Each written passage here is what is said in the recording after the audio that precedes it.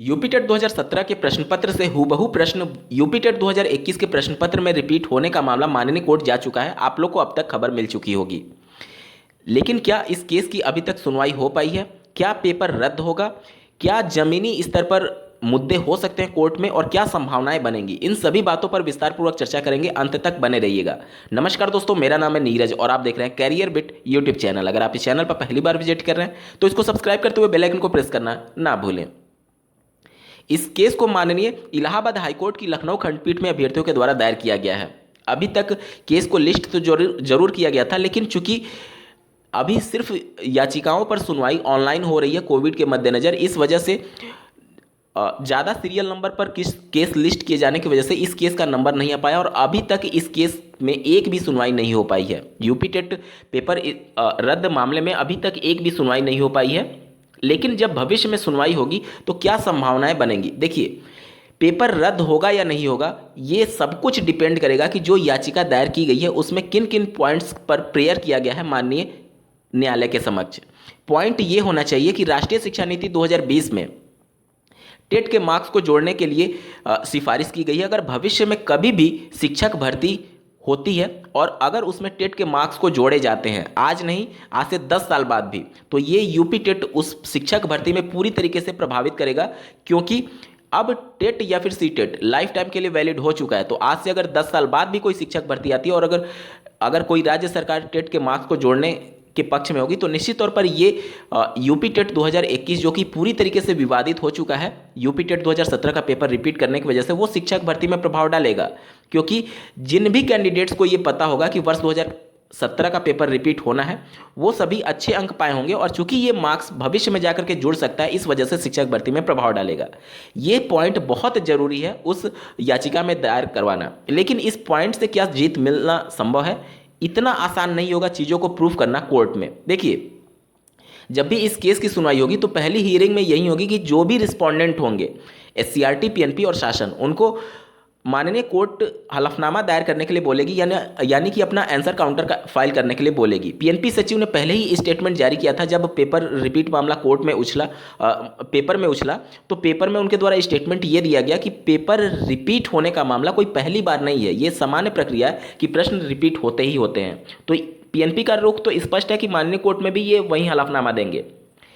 फिर माननीय कोर्ट की तरफ से या फिर जो पेपर रद्द कराने वाले वकील होंगे उनकी तरफ से ये दलील दी जा सकती है कि अगर भविष्य में इसके अंक जोड़े गए तो फिर निश्चित तौर पर अगर कोई अभ्यर्थी 17 का रिपीट होने का अगर उसको भनक होगी तो निश्चित तौर पर वो ज़्यादा अंक पाया होगा और शिक्षक भर्ती में वो चयनित हो सकता है।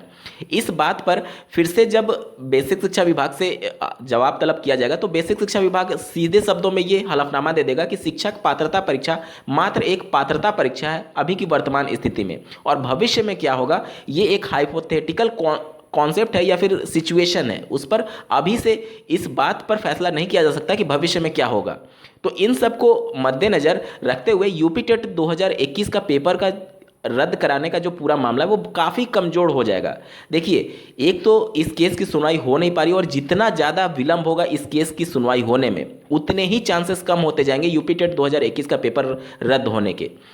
बहुत से अभ्यर्थी चाहते हैं कि यूपी टेट का पेपर रद्द हो जाए और बहुत से अभ्यर्थी नहीं चाहते हैं कि पेपर रद्द हो। देखिए, अभी कम से कम 3 से 4 महीने शिक्षक भर्ती का कोई भी भनक नहीं होने वाला है यूपी में। तो अगर इस पेपर को रद्द करते हुए जो जेन्युइन कैंडिडेट होंगे अगर दोबारा परीक्षा में सम्मिलित होते हैं, निश्चित तौर पर वो अपने मेहनत से पास हो सकते हैं। लेकिन अगर कोई कैंडिडेट जिनको भनक भी होगा कि 2017 का पेपर रिपीट हो रहा है तो निश्चित तौर पर वो अच्छे अंक पाए होंगे। और इस बात की भी संभावना से इनकार नहीं किया जा सकता कि जिस प्रकार से एक जिले में जिला बेसिक शिक्षा अधिकारी के कार्यालय से ये गतिविधियां संदिग्ध पाई गई थी कि उनके जिले में जितने भी केंद्र बनाए गए थे उनकी मिली भगत से वो सब कुछ प्रक्रिया चल रहा था यूपी टेट 2021 का पेपर आउट कराने का मामला।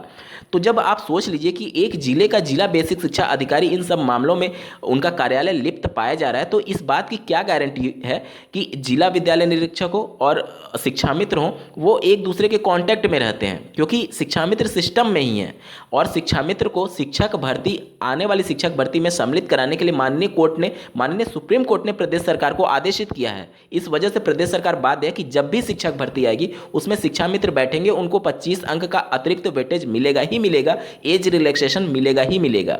अब आपको शिक्षक भर्ती में सम्मिलित होने के लिए मेरिट में आना है, लेकिन शिक्षा मित्रों को शिक्षक भर्ती में सम्मिलित होने के लिए और अपना चयन लेने के लिए सिर्फ क्वालिफाई करना है। क्यों? क्योंकि अगर वो 90 और 97 अंक यानी कि 60 और 65% सुपर टेट में पा जाते हैं, सिर्फ क्वालिफाई भी कर लेते हैं, तो 25 अंक उनको अलग से दिया जाएगा उनके एक्सपीरियंस के आधार पर। जब वो 25 अंक जुड़ता है फाइनल गुणांक में, तो वो मेरिट में टॉप पर आते हैं। तो भले ही आप सुपर टेट में 125 120 अंक तक भी ले आते हैं 150 में, तो भी आपसे कई कोस आगे होंगे शिक्षा मित्र।